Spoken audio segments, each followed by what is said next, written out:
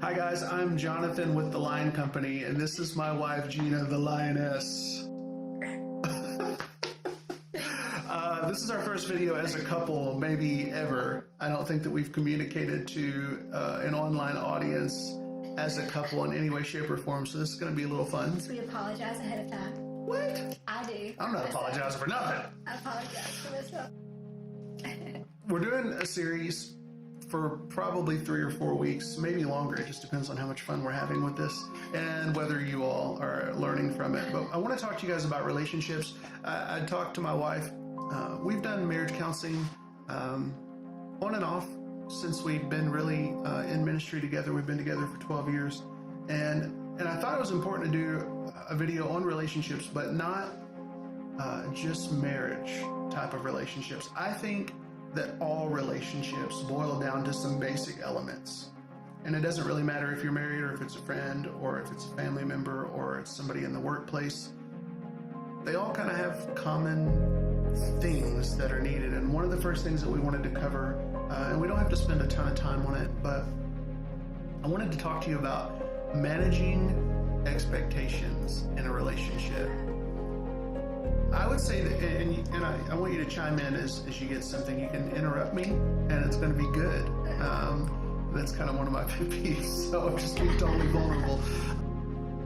I think in relationships, we as humans are scared to say what we want out of them for fear of sounding needy or broken. I think that sometimes in new relationships, I remember this, I'll jump to this story.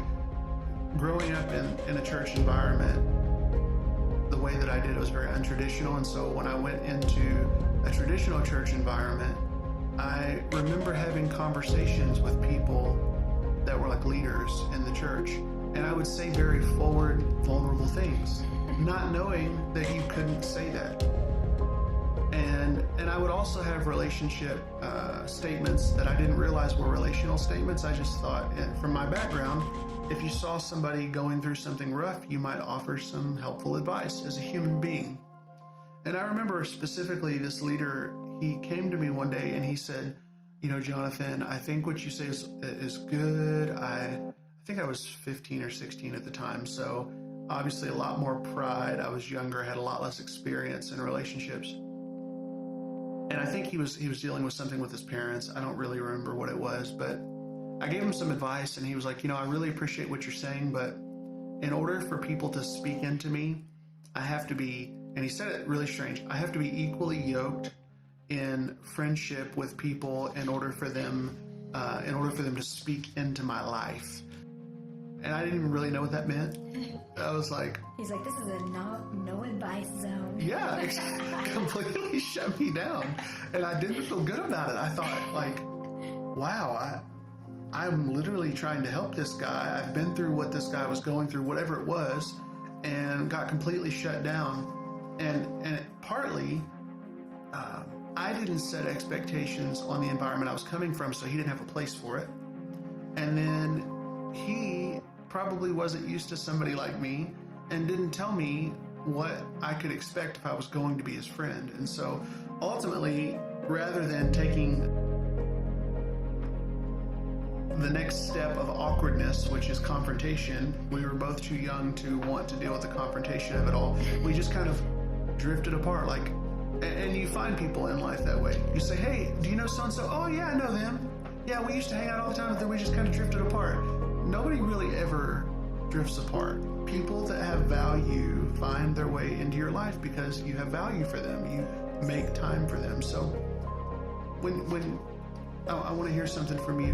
When you're managing expectation with people, what would be advice that you would give to the random world watching when it comes to managing expectations? And one of our previous conversations, you had said that one of the greatest things that we can do to manage expectations is to remain vulnerable.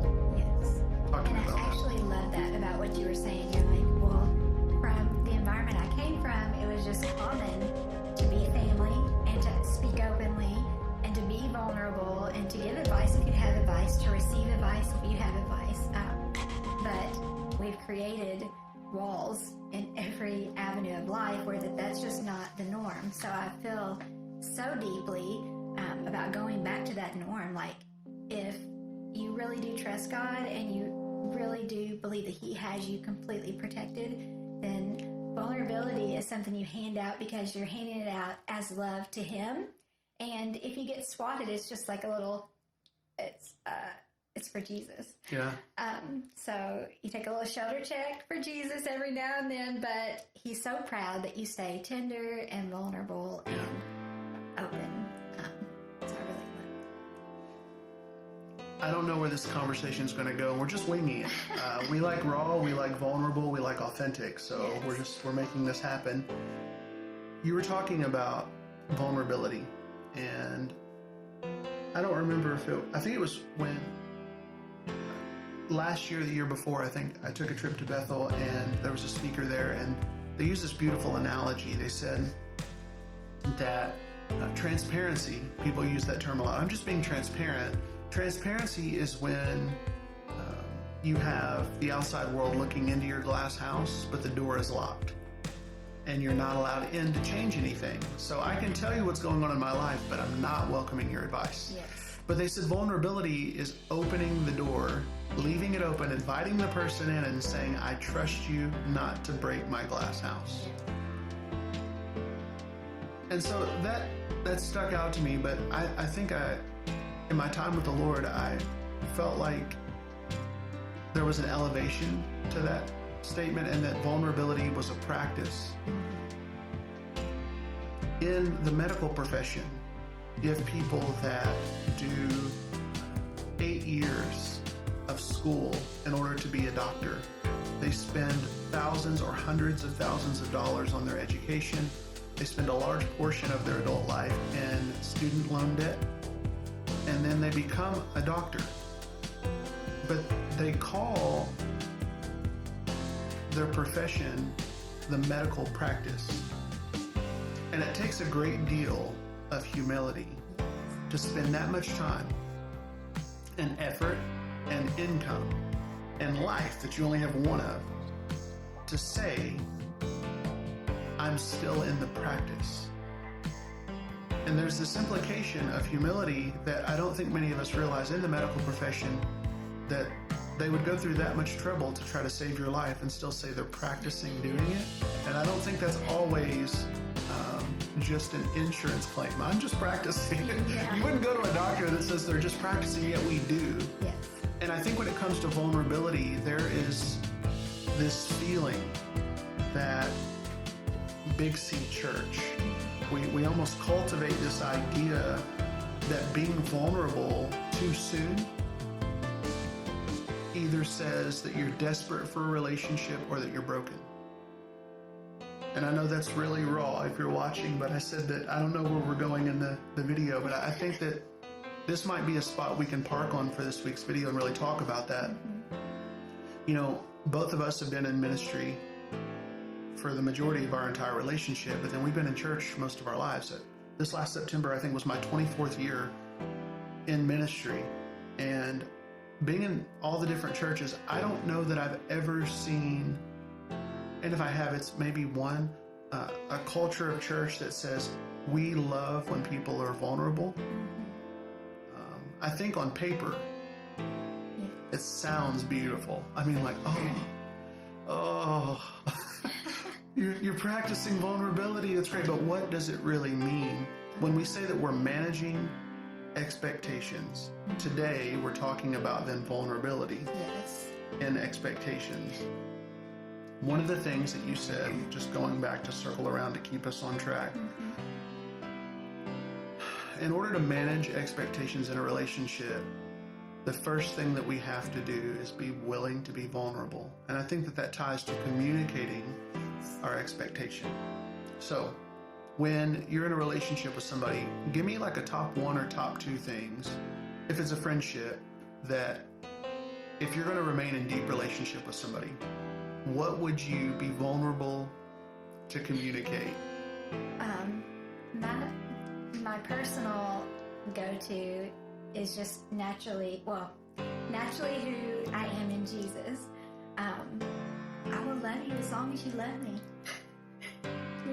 And I'll try to love you past that, but please consider that everything that I say, I really do love you. So if I don't text often enough, it's not because I'm not thinking of you or I don't love you. So unless something changes verbally, it's not going to change. Do you think along those lines, I just want to add to this, and I'm forming a thought like in real time as we're filming this. I think it's important to give the person permission right up front to say, I'm new in relationship with you. I don't know what you like and don't like. I give you permission to tell me when I've offended you. Yes. I don't think many of us, we have to change the culture of interaction. And the wording. Maybe not tell me when I've offended you. Yeah, because then you might be chasing your tail like every other day I've offended this person. I didn't know it was coming. Yeah. Tell me how I can love you better, and I can tell you if I have the ability to meet that. And if not, what would be a way that we could come together and agree that we could be there for each other and both be what each other needs to each of our ability. Yeah, that's good. Listen, I think, to wrap this video up, let's nail down a couple of things when we talk about managing expectations. Next video, we'll cover maybe a different aspect of that relational component. I feel like we're just drilling down, and there's a lot of layers to human interaction that may not be wrapped up in 3 or 4 weeks. So we'll do our best to try to make this happen for you all. So if we're starting with building a relationship, managing expectations, that of the other person and that of yourself, making sure that you're vulnerable to communicate your value system. I think the Lord did this really well when he introduced himself to Israel through Moses. He started with the 10 Commandments. And I think a lot of us, when we hear the 10 Commandments, we think law, but we don't really ever, we don't equate all of these statements to a value system of love. And God was pretty upfront. He's like, I'm going to be your God, you're going to be my people, and this is what I expect. It's very clear. And I think, we see the Lord as mighty and awesome. We don't see him as broken and insecure. But in today's world, when we communicate our standards up front, especially, at least in my experience, and I can't say that my experience is every human's experience in the outside world, but I would say that most of the time, no matter how bad it hurts, practicing vulnerability always pays off. Communicating your standards always pays off, one way or the other. Even if your standard doesn't match somebody else's and they don't really want to be in relationship and agreement with your standard, you don't really have to chase your tail for 3 years wondering why things just don't work with this person. So step one in a healthy relationship, I think, don't be afraid to have a voice. Don't be afraid to say what matters to you. And don't be afraid to give a little bit of an explanation as to why it matters. I think sometimes we just want to know if we can have a conversation with the person before we go deep. But I would submit that sometimes waiting to have those deep conversations causes frustration when you realize that maybe you and the person aren't in the same place in life. And so I'm pretty aggressive, and I think that I think a lot of people, they genuinely, they're afraid to say what's really going on the inside for fear of rejection. We'll cover that in future weeks. So week 1, be vulnerable. Let people in and trust. Exercise trust right out of the gate. I think it's important to exercise trust and hope, pray and trust the Lord that he will defend you in the midst of you exercising trust with other people. We do love you guys, and we will see you in another video.